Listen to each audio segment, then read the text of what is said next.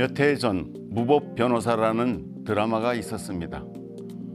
법보다는 주먹이 앞서던 어느 변호사가 정의를 위해 절대 권력에 맞서 싸워나가는 변호사로 성장해 간다는 내용입니다. 이 드라마에서 고위직 판사의 불법적 행위와 비리, 부당한 이득들을 낱낱이 볼 수 있었는데요. 이런 게 어떻게 드라마 소재가 될 수 있었을까요? 법관의 윤리 문제가 드라마 속 허구만은 아니라는 반증 아닐까요? 오늘은 사법개혁 중 법관의 윤리 문제에 대한 이야기를 한번 들어보시죠.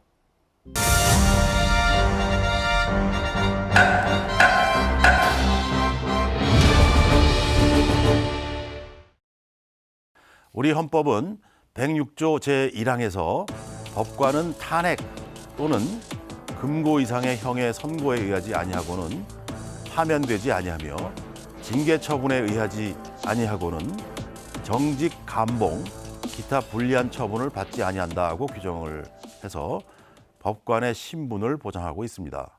그러나 법관들도 개인적인 일탈 또는 범법 행위를 저지를 수 있고 그런 경우에는 엄정한 제재와 일정한 경우 사실관계가 확정 전이라 할지라도 사법권 행사에서 배제시킬 필요가 있습니다.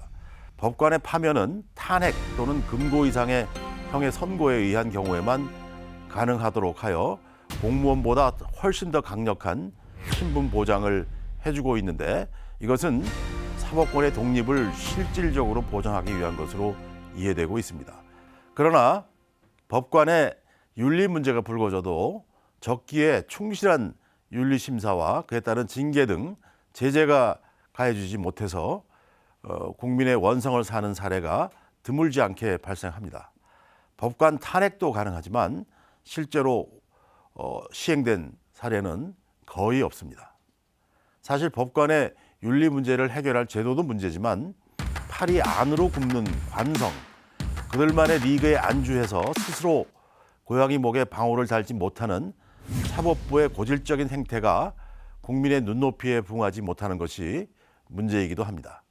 이러한 사법부의 자정 기능의 상실 또는 퇴행은 사법부에 대한 불신으로 이어져 국가 운영 시스템 전반에 매우 치명적인 악영향을 미칠 수 있다는 그런 점에서 문제의 심각성이 있습니다. 이와 같은 문제를 해결하기 위해 법관 윤리심사처 같은 전담기구를 만들되 이를 대법원에서 독립시키는 방안을 적극 고려해 봄직합니다.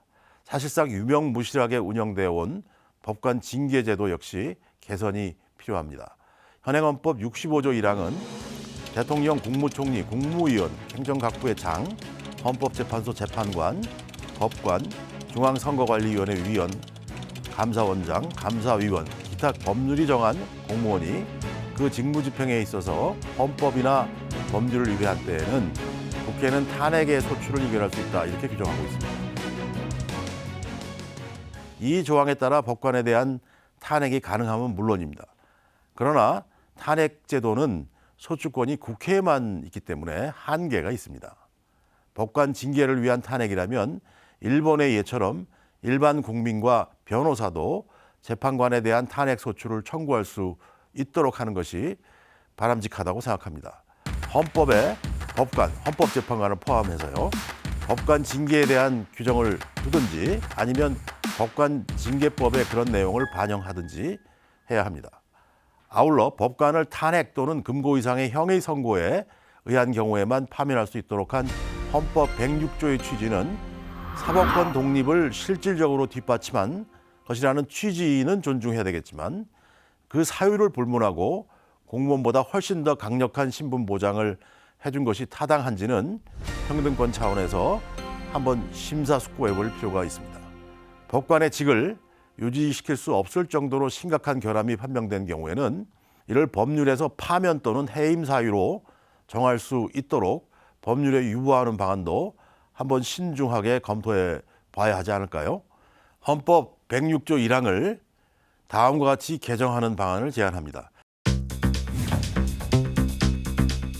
헌법 개정 제안안 제106조 제1항 법관은 탄핵 또는 금고 이상의 형의 선고 또는 그 밖의 법률로 정한 사유에 의하지 아니하고는 파면되지 아니하며 징계 처분에 의하지 아니하고는 정직, 감봉, 기타 불리한 처분을 받지 아니한다.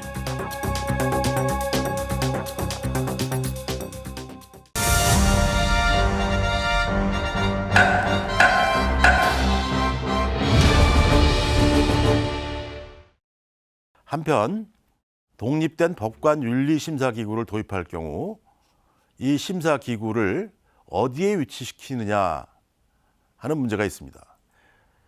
이 문제는 윤리심사기구의 성공적 역할 수행을 좌우한다는 점에서 매우 중요한 문제입니다.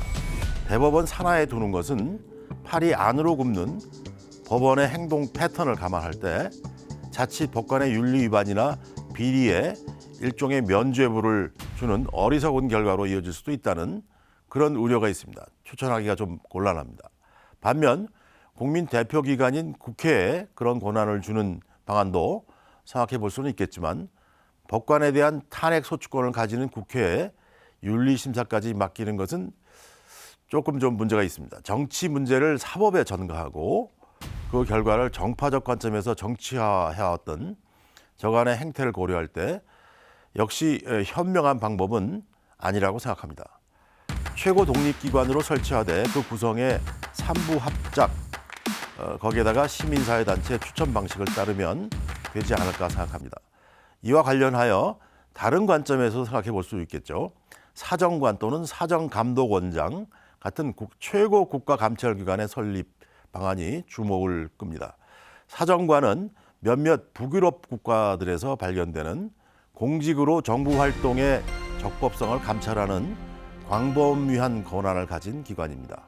사정관은 1919년 핀란드 헌법률에 명문화된 이래 2000년에 공포된 현행 핀란드 헌법에까지 명시되어 있는데 의회 옴부즈만과 함께 국가 최고 사정 감찰 기관으로 쌍벽을 이루고 있습니다. 이 기관은 국가법의 최고 수호자로서 정부와 공화국 대통령의 활동의 적법성을 감시하며 공권력들이 법을 준수하고 그들의 임무를 수행하고 있는지를 감찰합니다. 시민들도 사정관에게 위법행위를 저지른 것으로 의심되는 공권력 활동에 대한 적법적 심사를 청구할 수 있습니다. 사정관의 관할은 비단 정부와 공화국 대통령의 활동뿐만 아니라 법원과 다른 공권력들이 법을 준수하고 있는지, 그리고 변호사, 공공법무관, 법률 대리인들의 감독에 관한 사항을 감시하고 심사 처리할 권한을 가지고 있습니다. 내부 고발자 신고를 받아 보호하고 관할 기관에 이관하는 기능도 수행합니다.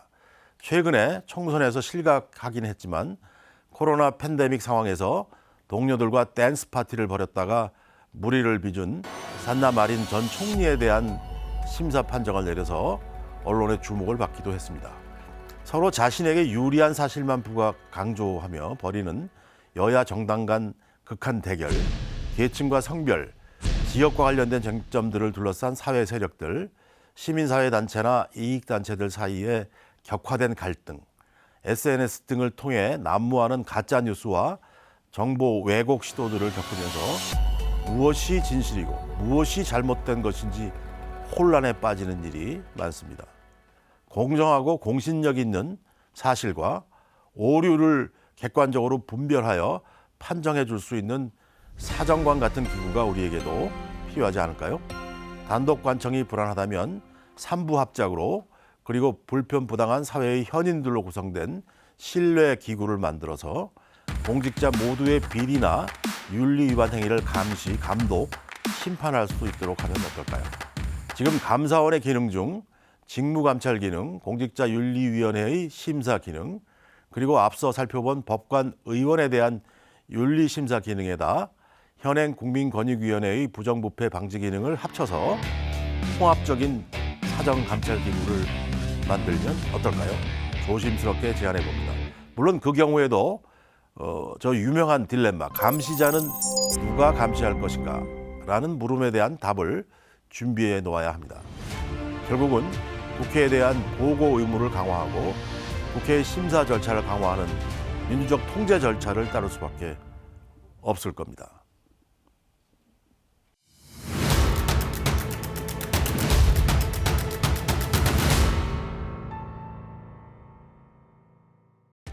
사법작용에 대한 국민주권주의가 적용되기 위해서는 사법의 구성과 작용 과정에 국민이 직접 참여할 수 있어야 합니다. 그리고 사법에 대한 사후 감시가 국민에 의해 이루어져야 합니다. 하지만 대법원장과 대법관의 임명에 국민이 뽑은 국회의원이 인사청문회와 동의권이라는 형태로 겨우 관여하고 있을 뿐입니다. 다른 일반 법원의 구성에는 국민이 전혀 관여할 수 없는 게 현실입니다. 그래서 오늘 홍준영 명예교수께서 제시한 공정하고 공신력 있는 사실과 오류를 객관적으로 분별하여 판정해 줄 수 있는 사정관 같은 기구의 필요성에 더욱 공감할 수밖에 없습니다. 함께 해주신 여러분 고맙습니다.